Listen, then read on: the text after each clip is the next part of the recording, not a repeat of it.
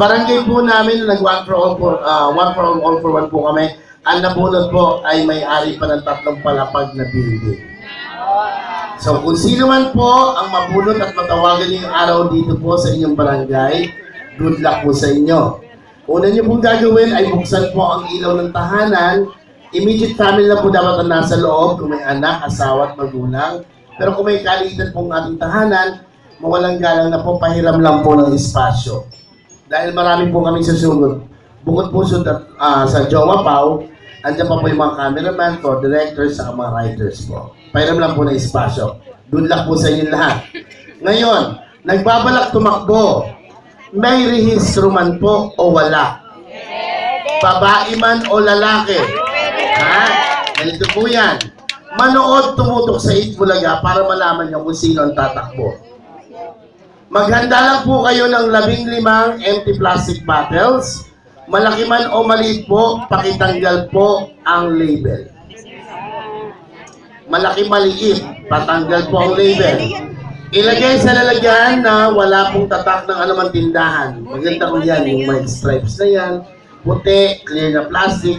Kung wala kayo mapaglalagyan at yung iba may mga tatak ng pure gold, hypermatch, sumat, mercury drug, pakibaliktad po. Para hindi mabasa po yung yung pangalan ng tindahan. Yan po, ganyan po pinaka-safe. O kaya, talian niyo yung mga bote kasi takbuhan, masanggama kayo, hindi na kayo magpupulot. Ngayon, bawal po ang mga taong may dalang mga plastic bottles sa kalsada. Kasi po, una sa lahat, hindi niyo po alam kung sinong tatakbo. Pangalawa, hindi niyo alam kung sino ang anong dadalhin. Dapat nanonood tayo ng TV. Para pag sinabing, Barangay San Sebastian, bayanihan na, pag yung pa lang, bibilang pa tayo ng 10 segundo bago malaman natin sinong tatakbo. Higit sa lahat, ano ang dadalhin. Hindi kasi maaaring tumungtong sa numero ng hindi kumpleto ang dala. Baka mamaya, ikaw nga ang tatakbo, nandito ka sa kalsada, tumungtong ka. Plastic bottles ang dala mo. Asan yung pinadadalang isang bagay? Hindi po pwedeng sabihin mo, dadalhin sa akin ng kamag-anak ko o kapatid ko, ang sino man. Paalisin po tayo ng tauhan ng barangay at ng Itbulaga. Magiging sanhi pa po yan ng hindi natin pagpasok sa barangay bayanihan. Okay? Ngayon po, mga babalak tumakbo, magsuot po ng pantalon, jogging pants, leggings. Walking shorts na hanggang tuhod o bago magtuhod, huwag naman po palda. Bawal po ang palda, takbuhan po mangyayari. Bawal din po yung napaka-ikling shorts. Kasi yung napaka-ikling shorts niya, baka may pagtakbo, bawat hakbang yung gagamba lumabas. Ha? Kalalakihan, bawal po yung boxer shorts kasi masyadong manipis. Ang boxer shorts, mamaya gumulong ang pampitong Dragon Balls. Okay. T-shirt, ang pantaas natin kahit anong kulay. May kwelyo man o wala. Basta walang pangalan o mukha ng sino mang politiko sa barangay, syudad, probinsya o nasyonal. Bawal ang sleeveless, bawal ang sando, bawal ang spaghetti strap, bawal ang jersey. Ang jersey po, ito yung damit na pang basketball. Tatanggapin lang po namin yan kung sakasakali po pinatakbo namin magsuot ng damit na may numero. Pero bakit namin pinagbabawal po yung sando, mga sleeveless na yan, spaghetti strap? 140 po kasi yung numerong ilalatag po namin. Sa 140 numero po, 4 po ang mag-uwi ng 10,000. 20 po mag-uwi ng 1,500. Yung 160 na titira ay 500 pesos.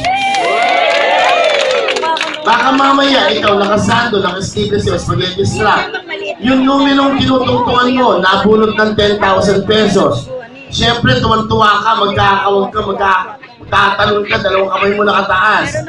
Ayaw naman namin pumakita ng buong Pilipinas sa ibang parte ng mundo ang madilim mong kahapon.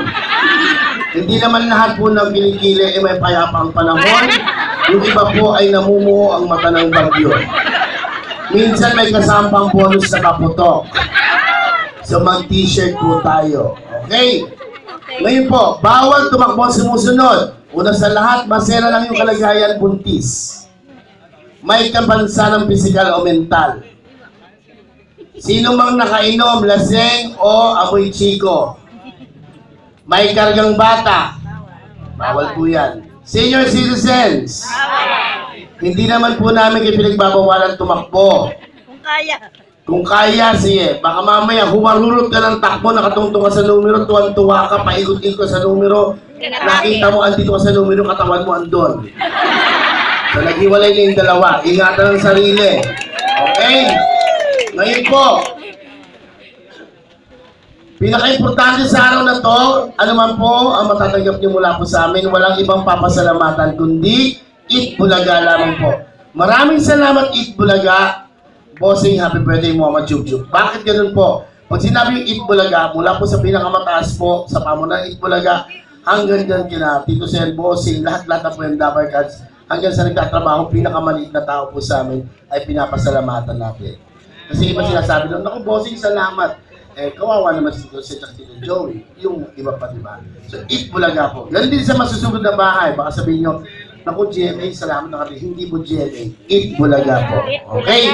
Ngayon, kung may oras pa naman po kayo, gawa po tayo ng inbox. Yung Barangay San Sebastian, welcome to Eat Bulaga. Yan.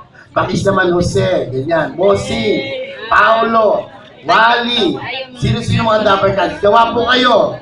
Halimbawa, ginawa nyo dito, Bossing, happy birthday Muhammad Chub-Chub. Tapos, hello to my kamag-anak ko sa USA, ganyan. Sulat nyo na yan. Kasi dito po, mula dyan hanggang doon, paikot tayo mamaya. Ipapakita namin kayo sa umpisa pa lang ng Eat Bulaga. So, pagkakataon nyo na po, mapanood kayo ng inyong kamag-anak sa ibang bansa o parte ng Pilipinas na nasa Eat Bulaga po tayo. Okay? Tapos, pakiusap po sa mga magulang, lahat po ng batang maliliit, huwag na po nating dalhin din sa kalsada kasi may takbuhang magaganap. Baka mamaya po, alam niyo mga bata, makukulit, makitakbo, mamaya madapa, mapagkamalan natin numero, tapakan pa natin. Kalalakihan, nakikiusap po kami. Sa araw lang na to, alam naman po namin mainit po ang panahon. 4 po ang camera ng Eat Bulaga. Huwag lumabas ng tahanan nang wala pong suot na t-shirt. Kasi baka mamaya madaanan kayo na nakahubad, na walang t-shirt, magiging pangit ang imahe ng ating barangay sa ibang barangay sa Pilipinas. Sabihin, wala tayong disiplina. Napakadali lang pong pumasok po sa Barangay Bayanihan. Tulungan lang po tayo. Makinig lang po kayo sa pakiusap po namin. Pag sinabi lang, wala pong tao, dito po tayo sa kabila. Pwede pong linya rito. Pwede ganon. May papasok po natin ang barangay natin sa Bayanihan. Kahapon po, ang saya-saya po doon sa Batangas. Nga sila kahapon. So dapat maayos sa pila. Pag alam mo sa pila na meron na nakatungtong, huwag mo nang igigit ang sarili mo. Pag alam mo rin na tumungtong ka na hindi kumpleto ang inyong daladala, umalis ka na sa pila. Kesa naman paalisin ka pa, okay, magkatulakan pa kayo. Ha? Yan lang po, tulungan po tayo. So manood po tayo kung sino po ang tatakbo sa araw na to at anong dadalhin. Kasi kami mismo din, hindi po namin dito alam kung anong dadalhin. Pero ayon sa aking pandinig kanina, guys sa studio, ang dadalhin na ay kontador ng Meralco. Malamang walang makatakbo. Naku, yan na. So, tulungan po tayo. Tapos, nanonood naman po kayo ng Eat Bulaga araw-araw. Kailangan po namin ng mga taong sasali sa problem solving. Yung may mga problema ko dyan tungkol sa pera at sa sakit na hindi masusolusyonan ng kalokohan yan. Gawa po tayo ng pila po dito yung gusto sumali sa problem solving. Kahit anong problema, tapos kakausapin namin po kayo, orient po namin kayo. Tapos dito po sa kabila naman, mga dalagang pinata 16 to 21 o 22 para sa party people. At dun sa mga hindi naman po sasali, maraming salamat sa oras po rin nyo. Alam kong may gagawin pa kayo sa inyong tahanan. Maraming salamat po.